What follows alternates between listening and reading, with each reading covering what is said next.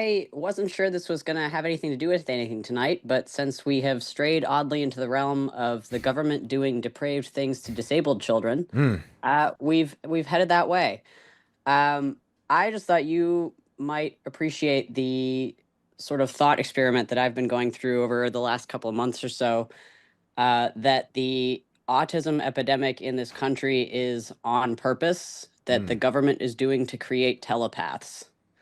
Okay, so you've been watching the telepathy tapes, right? Yes. Okay, Well, I haven't been behind the paywall, but I listened to the lady that did it on Rogan. yep. And this is something that I've had quite a bit to think about as well, because for full clarity, I am high functioning autistic myself.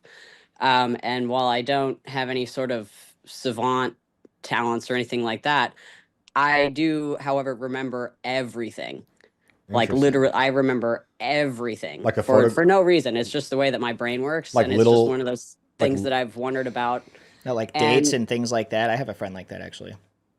yeah, it's just kind of one of those odd things that you encounter every now and then, but it's kind of one of those blessing and a curse things. Oh, that's But incredible. um, I just excuse me, I had always kind of thought about stuff like that in the back of my mind about why things would go that way. And I was, again, listening to the lady on the telepathy tapes on Rogan. hmm And as she was talking about it, studying this stuff in a clinical setting, it all of a sudden reminded me so strongly of the character of River from Firefly slash Serenity.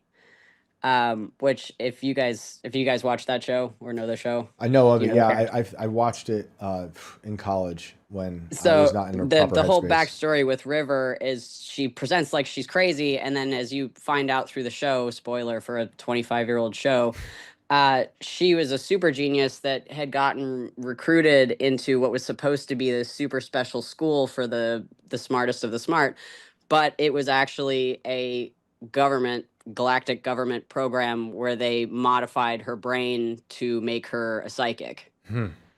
And then her brother rescues her, and that's why she's not there anymore. But it just reminded me so strongly of that. And I thought about the timeline of autism, and the first official diagnosis of autism was in 1942. Hmm. And it was a boy who was born in 1933. Hmm. So that's when it starts.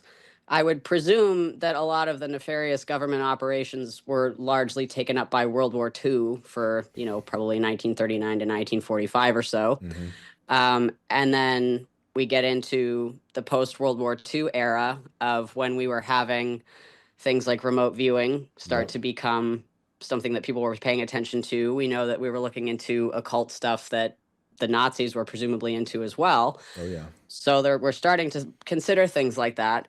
And now also thinking at the time, so the lady on the telepathy tapes, she was talking about that a lot of the first people to pick up on the fact that some of these nonverbal autistic kids were possibly telepathic were the mothers, the ones who spent the most time with them.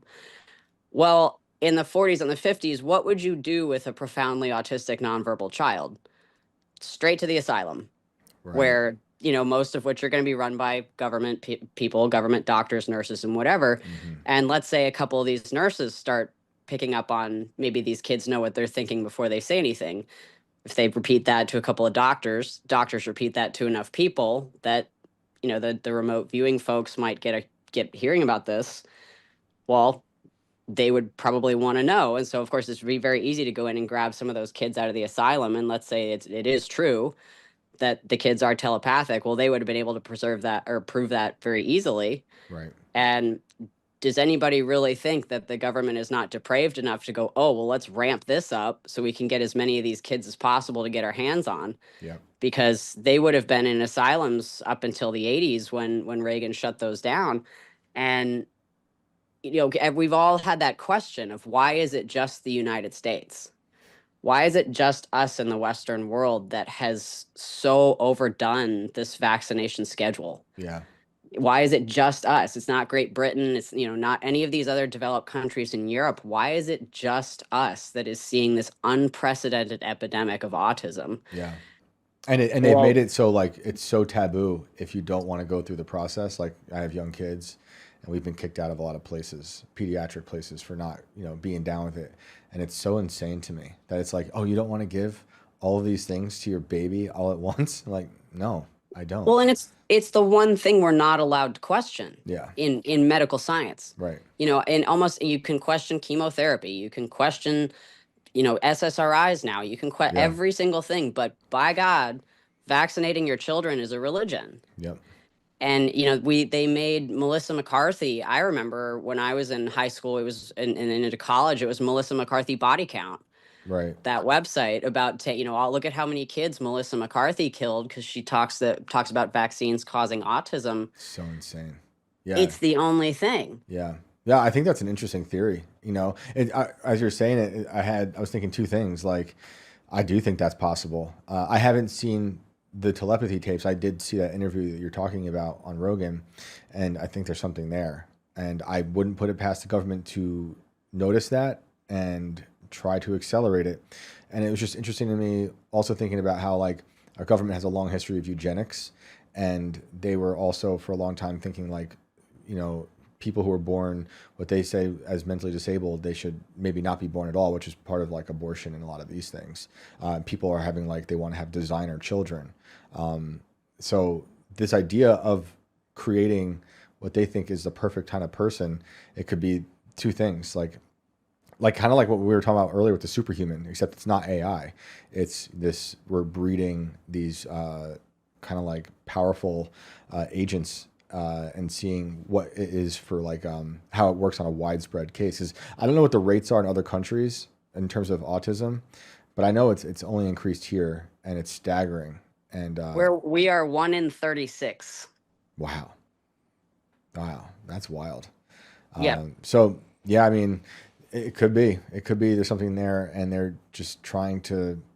I hate to say weaponize it, but I mean that is what they do. No, I think that's exactly That's what what it they is. do, yeah. And you know, again, I'm not saying that I think this is 100% what's happening, but it was just Yep. one of those sort of thought processes that I ended up down that made a little bit too much sense. Yeah, and like, so I was saying is, like, they could have changed their tone. These people behind the scenes, the eugenicists, like the Brave New World types, being like, oh wait, no, we don't want to get rid of this type of person because maybe they have something we could use, and then all of a sudden they matter, and then they're like, well, how can we make a lot of them, and how can we do it without telling anybody? And they, you know, they do that in so many different things. It's just like we were talking about MK Ultra earlier. They gave a lot of people acid without them knowing. For mind, also for a mind control type, or not that this is mind control, but for a mind experiment, you know. So yeah, I wanna watch more of the telepathy tapes and see what that gets into. But I thought that interview was really interesting. Yeah, for sure. It was very compelling.